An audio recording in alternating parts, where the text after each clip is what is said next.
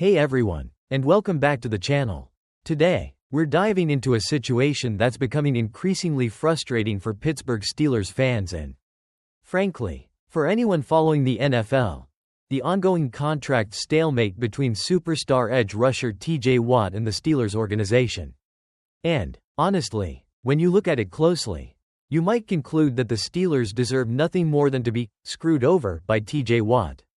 Something has to give here, right? While the current Steelers regime can be frustrating, Watt isn't entirely blameless. We're in a tricky standoff.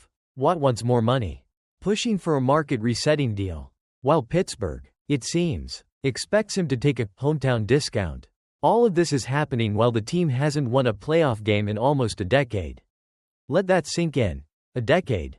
Now, to be totally transparent, many will believe Watt is playing for another franchise only when they see it. Money talks, and in time, one side in this impending divorce will likely cave. Watt clearly benefits from playing in Pittsburgh, but where would the Steelers even be without him? At some point, we have to realize that Watt isn't the problem. He's a microcosm of a far worse situation within the organization. Here's a key quote that reveals the heart of this disconnect. TJ Watt was openly told, "You're fortunate to be a Steeler." And his response was, "You're fortunate to have me."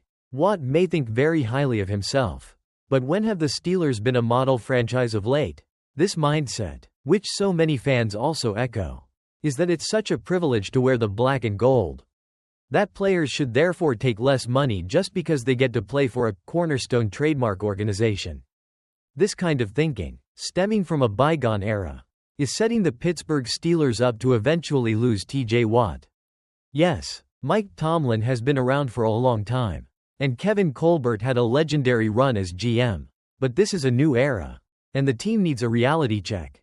The Steelers can pay Watt, and they probably will eventually.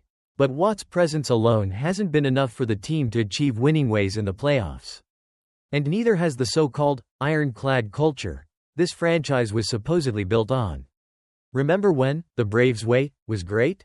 Until it wasn't. The Steelers desperately need a reboot and need to stop convincing themselves they're only one piece away from being one piece away. Watt is in the back end of his prime. He has absolutely earned the right to get one more big contract. At every possible turn, he has used all the leverage he has to try and get more from Pittsburgh.